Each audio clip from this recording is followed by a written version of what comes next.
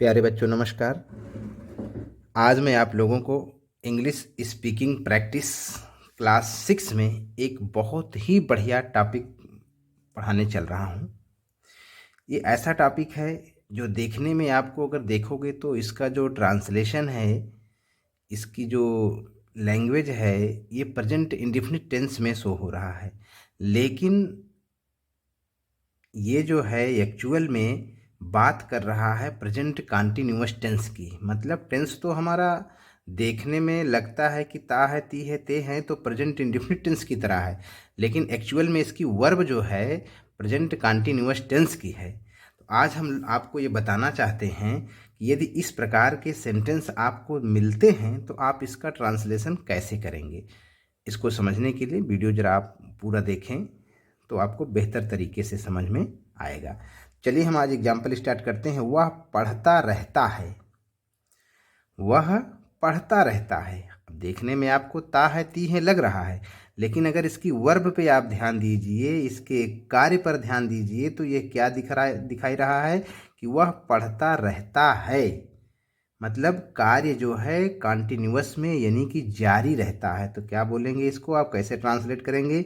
He goes on reading. He goes on reading. वह पढ़ता रहता है। दूसरा एग्जाम्पल देखिए, वह पढ़ता ही रहता है। पहले वाले में आपने देखा कि वह पढ़ता रहता है, यानी कि पढ़ने के साथ साथ और भी कुछ करता है। और दूसरे वाले में देखिए कि वह पढ़ता ही रहता है। अगर यहाँ पे ही लगा है तो आप इसका मतलब समझिए कि वह पढ़ने के अलावा और कुछ भी नहीं करता। इसका सेंस देखा जाता है कि यह मतलब कहने का जो कॉमन सेंस है कि वो कहना किस नज़रिए से चाहता है। अगर कोई आपको बोलता है कि अरे मेरे भाई वह पढ़ता ही रहता है, इसका मतलब वह बताना चाहता है कि वह पढ़ाई के अलावा कोई काम ही नहीं करता। तो आप यहाँ पर देखेंगे कि वह पढ़ता ही रहता है। He does nothing but read. इसका ट्रांसलेशन कैसे करेंगे आप? He does nothing but read. चलिए अब तीसरा एग्जाम्पल देखते हैं। तुम खेलते रहते हो। तुम खेलते रहते हो। You go on playing. अब यहाँ पर सब्जेक्ट हमारा प्लूरल में है तो इसलिए हमने गोज नहीं लगाया, गो लगाया है, गो ऑन। तुम खेलते रहते हो। You go on playing. अब चलिए देखते हैं इसको जरा। तुम खेलते ही रहते हो।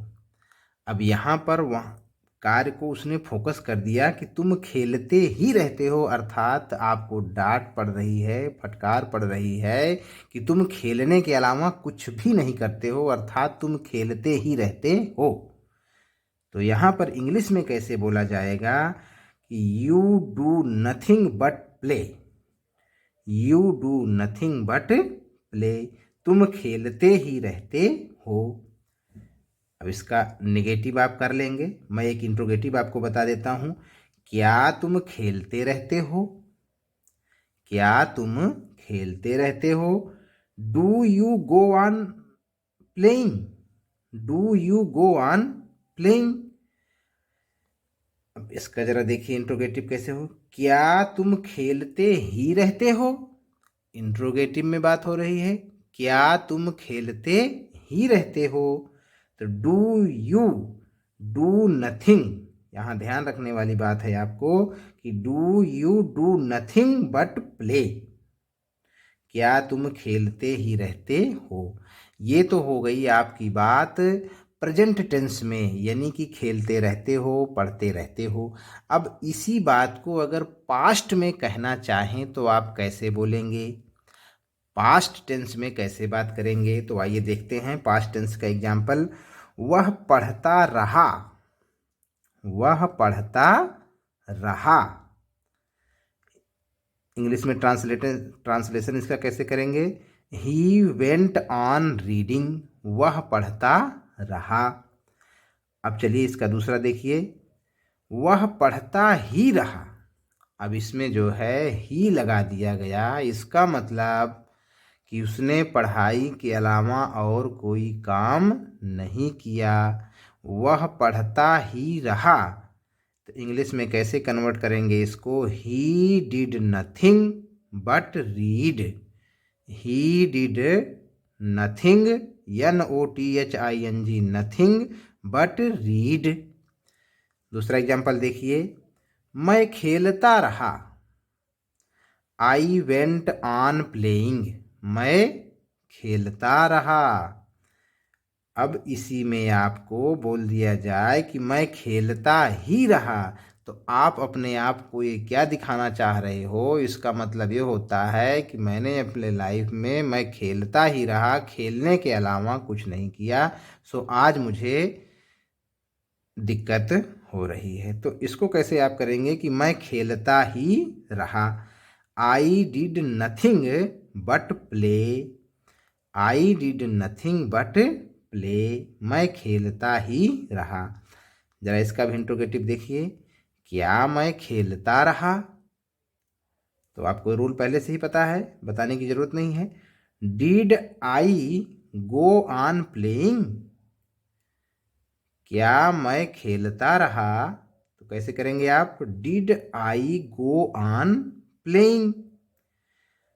अब दूसरा वाला एग्जांपल देखिए, क्या मैं खेलता ही रहा? Did I do nothing? Did I do nothing but play?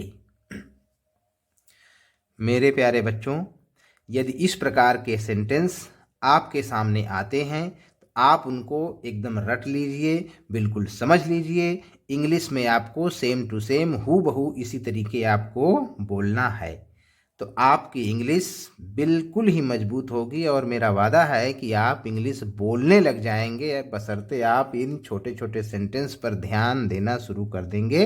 तो आज की क्लास में बस इतना ही।